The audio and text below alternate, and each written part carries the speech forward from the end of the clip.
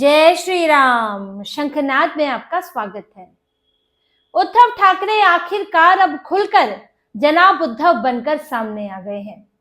जो अभी तक बीएमसी चुनाव में मराठी मराठी कहकर मराठी भाषा और इन सब के नाम पर जो आवरण लिया हुआ था, जिसकी आड़ में वो अपना तुष्टीकरण, अपना मुस्लिमकरण छुपा रहे थे, अब वो परत भी हट गई है और उद्धव ठाकरे शिवसेना के अब तक के सबसे निचले स्तर पर उन्होंने पार्टी को लाकर गिरा दिया है। और ये जो स्तर गिरा है, ये संख्या का नहीं है, ये स्तर गिरा है विचारधारा का। उद्धव ठाकरे अब पूरी तरह से अपनी शिवसेना को, जिस नाम के लिए वो लड़ते हैं, उन्होंने मुस्लिम सेना बना दिया है। जनाब सेना तो कहा ही जा रहा है, लेकिन यहां जनाब सेना कहकर भी छुपाने की क्या जरूरत है, वो तो मुस्लिम सेना बन चुकी है। और ये उद्धव ठाकरे ने किया है परभणी में, जहां पर उन्हें मौका मिला और उन्होंने अपना मुस्लिम मेयर बना दिया। उद्धव ठाकरे की पार्टी शिवसेना, यूबीटी शिवसेना, शिव छत्रपति महाराज शिवाजी महाराज की सेना, उनका नाम यही है ना शिवसेना का, शिवाजी महाराज की सेना शिवसेना। और जिसे बनाया था किसने? बाला साहेब ठाकरे ने, हिंदू हृदय सम्राट ने। लेकिन आज उद्धव ठाकरे ने उसी शिवसेना से मुस्लिम मेयर खड़ा कर दिया है। परभणी में सैयद इकबाल को मेयर बनाया है। और कैसे बनाया है? जोड़ तोड़ करके मेयर बनाया है। उनकी संख्या भी नहीं थी उनके पास बनाने की, लेकिन फिर भी कांग्रेस से सपोर्ट लेकर, निर्दलीय से सपोर्ट लेकर, शरद पवार से सपोर्ट लेकर, क्योंकि इन्हें मेयर बनाना था किसी भी हाल में, तो इन्होंने सैयद इकबाल को मेयर बनाया है। और इस इलाके में उन्होंने बड़ी संख्या में मुस्लिम उम्मीदवारों को टिकट दिया था, जिसमें इनकी पार्टी के 25 में से 13 कॉर्पोरेटर मुस्लिम उम्मीदवार हैं जो शिवसेना से हैं। अब आप इसको देखिए, इस विरोधाभास को। शिवाजी की सेना शिवसेना से, इनके मुस्लिम कॉर्पोरेटर, इनके मुस्लिम मेयर, और ये वही लोग हैं जो कभी औरंगजेब को लेकर नारे लगाते फिरते हैं, औरंगजेब की तस्वीर लिए घूमते हैं और उसके लिए निष्ठा दिखाते हैं। लेकिन उद्धव ठाकरे को भी इससे क्या मतलब है, क्योंकि उद्धव ठाकरे ने तो सरेंडर कर दिया है। परभणी में इन्होंने जो किया है उससे इनकी पूरी पार्टी का सिर झुक गया है और इनकी हकीकत पूरी तरह से खुलकर सामने आ गई है। देखिए, परभणी में 65 सीटें थी, 65 में से 25 इन्हें मिली थी, 26 बीजेपी को मिली थी, 12 मिली थी कांग्रेस को, एक एनसीपी एसपी के पास और एक निर्दलीय। अब वैसे तो बीजेपी के पास 26 थी, ज्यादा उनके पास थी, और 65 कुल सीटें हैं।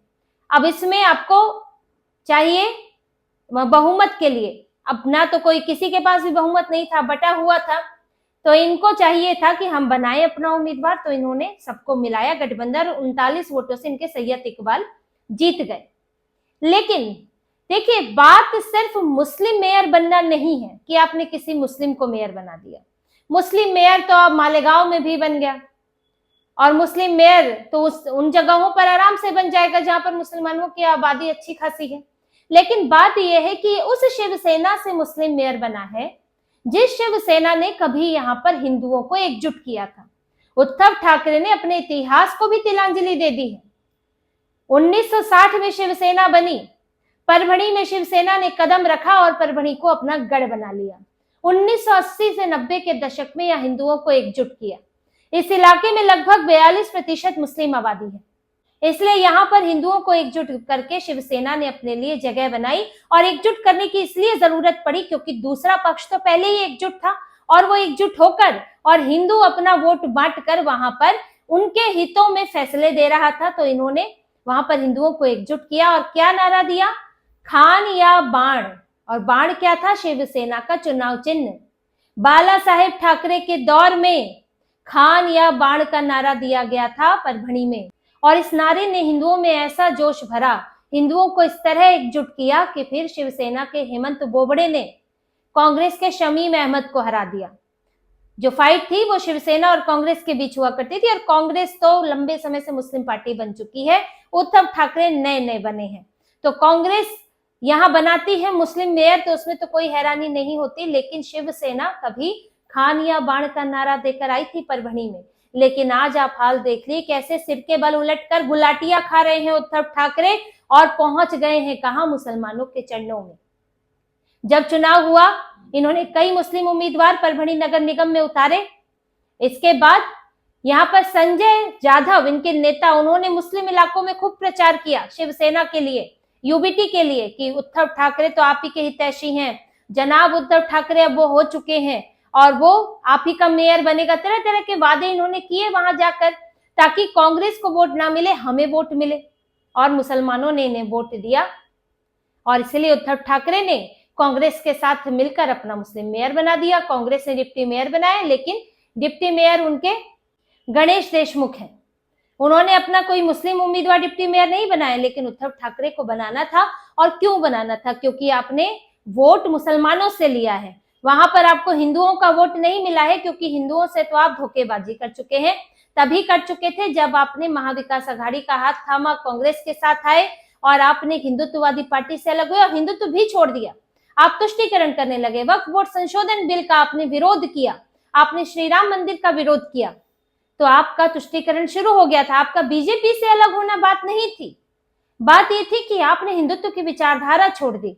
आप उसी विचारधारा के साथ बीजेपी का सामना करते तो हिंदू आपका साथ देते, लेकिन आप तो तुरंत, एक कमजोर व्यक्ति की पहचान यही होती है कि वो कठिन वक्त में संभल नहीं पाता और बार बार जो है इधर से उधर ढुलकता रहता है। अगर आप में मानसिक मजबूती होती, राजनीतिक मजबूती होती, तो आप हिंदुत्व पर टिके रहते। ना तो आप में वो मजबूती रही और ना ही आपकी विचारधारा मजबूत रही कि आपका एक लगाव होता हिंदुत्व से, हिंदुओं से, हिंदू धर्म से, तो आप कभी ये नहीं कर पाते। भले ही आपको कुछ समय तक बीजेपी से सामना करके कुछ नुकसान उठाना पड़ता है, वैसे नुकसान तो आप आज भी उठा रहे हैं, लेकिन तुरंत बदल गए। क्या बाला साहेब ठाकरे ने आपको यही सीख दी? आपने इतने सालों बाला साहेब ठाकरे के साथ काम किया, क्या उन्होंने आपको, आप इतने कमजोर रहे उनके नेतृत्व में?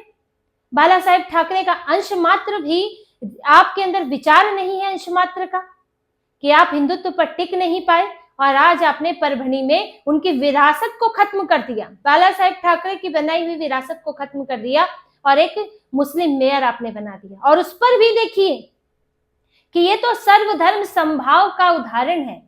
अब इन्हें सर्वधर्म समभाव बनाना है। कभी बाला साहेब ठाकरे को समझा देते उद्धव ठाकरे कि मैं सर्वधर्म समभाव बनाना चाहता हूं, तो बाला साहेब ठाकरे उन्हें बता देते कि क्या है सर्वधर्म समभाव। जब दंगे हुए थे तब इन्हें देखना था सर्वधर्म समभाव। जब मुंबई में बम ब्लास्ट हुए थे और हिंदुओं पर कैसे हिंदू इलाकों को सिर्फ निशाना बनाया था, तब बात करते सर्वधर्म समभाव की। और अभी जब नासिक में हिंदुओं के घर तोड़े गए, देखकर उनकी गाड़ी, उनकी दुकान पर हमले किए गए कि हिंदू है, हिंदू भगवानों की मूर्तियां हैं, तब बात करनी थी सर्वधर्म समभाव की। लेकिन नहीं, तब तो इनके सांप सूंघ जाते हैं। इन्हें अब उद्धव ठाकरे बिल्कुल भरोसा खो चुके हैं। और ये परभणी में जो आज कर रहे हैं ना, वो ज्यादा समय तक टिकने वाला नहीं है। इनका एक मेयर ये बना पाए हैं इतने सारे चुनाव में, तो इन्होंने अब जैसे तैसे इन्होंने अपना सब कुछ, सारी विरासत, सब राजनीतिक विरासत, विचारधारा सब खत्म करके इन्होंने बना दिया। लेकिन कब तक है? जब तक वहां पर असदुद्दीन ओवैसी के कदम नहीं पड़ते, जब तक वहां पर इस्लाम पार्टी के कदम नहीं बढ़ते, तब तक आप बना सकते हैं, तब तक कांग्रेस को वोट पड़ सकता है, तब तक शिवसेना, यूबीटी को भी वोट पड़ सकता है मुसलमानों का। लेकिन उसके बाद क्या? मालेगांव में सबने देखा है, ये जो चुनाव हुए हैं नगर निगम के चुनाव, उसमें कैसे मुस्लिम पार्टी अपना मेयर बना रही है। असदुद्दीन ओवैसी कैसे 8-8 सीटें ले आए हैं बीएमसी में, क्योंकि मुसलमान तब तक तुमको वोट दे रहा है जब तक उसको अपनी पार्टी नहीं मिल रही है, मुस्लिम पार्टी नहीं मिल रही है। जैसे ही वो मिलेगी, क्योंकि वो पार्टी सीधे कट्टरता की बात करती है, कट्टरता के साथ जो है चुनाव लड़ती है।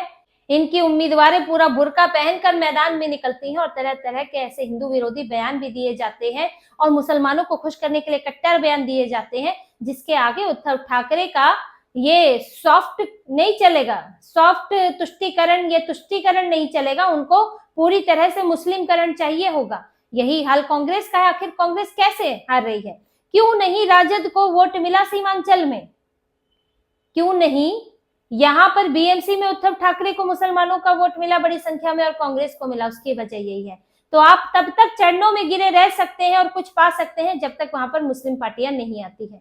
उसके बाद कहां जाएंगे? ना घर के ना घाट के। और उद्धव ठाकरे के साथ यही होने वाला है कि इनकी स्थिति बहुत खराब होने वाली है आगे चल के। जो मुसलमानों के वोटों के भरोसे जी रहे हैं, और वो इनके पास ज्यादा दिन तक नहीं रहने वाला है। अब राजनीति बदल रही है, मुसलमानों को मुस्लिम पार्टियां मिल रही हैं, ऐसे मुस्लिम कैंडिडेट उनके सामने आ रहे हैं जो पूरी तरह उनकी बात करते हैं और उनको हिंदू वोट नहीं चाहिए।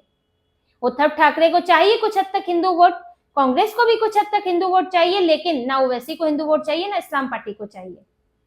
तो अब इनका सामना उनसे है, अब कंपटीशन उधर होने वाला है। हिंदू तो इनको समझ चुके हैं, जो नहीं समझे हैं वो अभी समझ ले कि उद्धव ठाकरे हिंदुओं का कभी समर्थन नहीं कर सकते, कभी न्याय नहीं कर सकते उनके साथ। जब भी मौका पड़ेगा वो मुसलमानों के साथ ही खड़े होंगे।